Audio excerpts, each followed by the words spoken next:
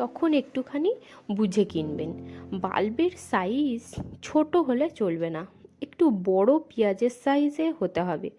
যদি বাল্বের সাইজ ছোট হয় তাহলে সেই বাল্বে ওই বছর ফুল না এসে পরের বছরও ফুল আসতে পারে, কিন্তু বাল্বের সাইজটি যদি বড় হয় তাহলে স্টিক অনেক বড় হবে, আর একটি স্টিকে 15 থেকে 20টা ফুল হবে, আর গাছ অনেক হেলদি হবে। আর চাইলে ওখান থেকে আপনি দুটো এক্সট্রা বাল্বও ওই বছর পেতে পারেন।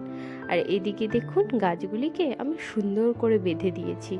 এবার খালি অপেক্ষার পালা সমস্ত স্টিকগুলোতে ফুল আসার। আপনারা সাবস্ক্রাইব করে আমার পাশে থাকবেন, তাহলে আপনারা আমার বাগানের সমস্ত আপডেট আগে চলে পেতে পারবেন।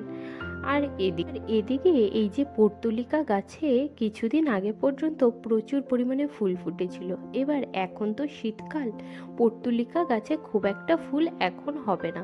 সুতরাং এই দেখুন ডগাতে নতুন কুঁড়ি আসছে না, এইরকম সাদা সাদা হয়ে রয়েছে।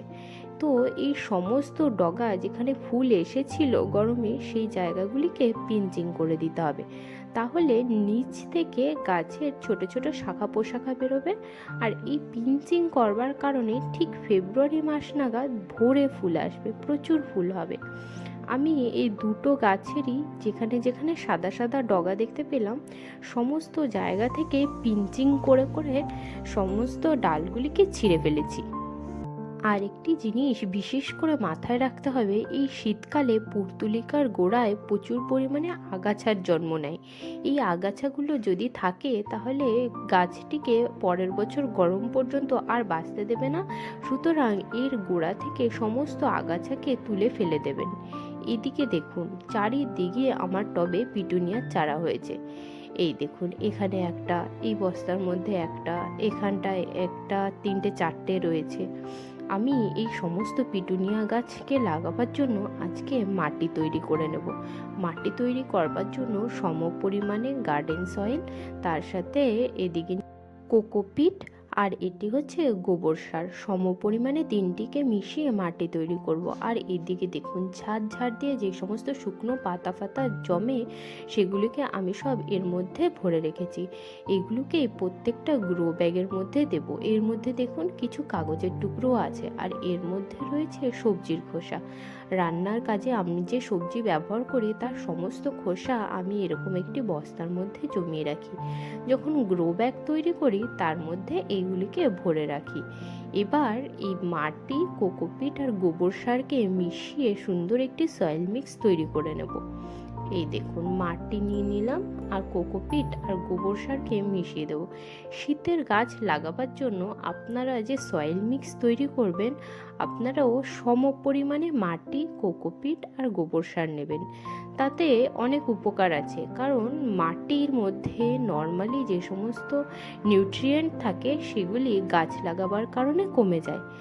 আর যখন আমরা এর মধ্যে কোকোপিটকে মিশিয়ে দেবো তখন মাটির মধ্যে ময়েশ্চার বরাবর থাকবে। আর তারপরেও ভালো বিষয় এটাই হবে যে মাটির যে সয়েল পার্টিকেল সেগুলো একটা আরেকটার সঙ্গে জমে গিয়ে দলা বাঁধতে পারবে না, মাটির মধ্যে বায়ু চলাচলও স্বাভাবিক থাকবে। এই দেখুন এই সমস্ত গ্রো ব্যাগগুলোতে আগের বছর আমি টমেটো চাষ করেছিলাম, আর মাটি ভরা অবস্থায় এরকমই পড়েছিল। এবছর এর মধ্যে আবার লাগাবো। আর এদিকে দেখুন এইটি একটি 5 কেজির আটার প্যাকেট। এই সমস্ত গ্রো ব্যাগগুলোর মধ্যে টমেটোর গাছ খুবই ভালো হয়। আমি অনেক দিন ধরে করছি আর দেখেছি আমি এর মধ্যে টমেটোর গাছ খুবই ভালো হয়। আর এই দেখুন এটি একটি কর্নফ্লেক্সের প্যাকেট। এর মধ্যেও আমি কি করব, নিচের দিকে সবজির খোসা আর গার্ডেনে যে ঝাড় দেওয়া পাতাগুলি রয়েছে সেগুলো সব ভরে দিয়ে ওপর দিয়ে মাটি ভরে দেব। এই দিকে দেখুন ঠিক এতগুলো গ্রো ব্যাগ আমি তৈরি করেছি। এই সবের মধ্যে পিটুনিয়া, টমেটো, তারপর কিছুদিন আগে যে হলুদের গাছ এর চারা হতে দিয়েছি সেগুলোকে বসাবো। এই দেখুন এখানে সমস্ত ধরনের জিনিস রয়েছে যার মধ্যে আমরা গাছ লাগাবো। এইদিকে দেখুন এটি হচ্ছে তেলের টিন, এটি একটি বস্তা।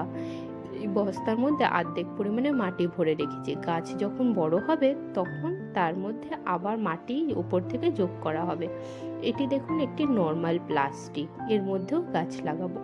এই যে, আর এগুলো হচ্ছে ছোট ছোট প্যাকেট। এই দেখুন, নর্মাল আমরা আটা ময়দা কিনবার জন্য যে প্যাকেটগুলো ব্যবহার করি, সেগুলো শীতের সময় আমরা গাছ লাগাবার কাজে ব্যবহার করতে পারি।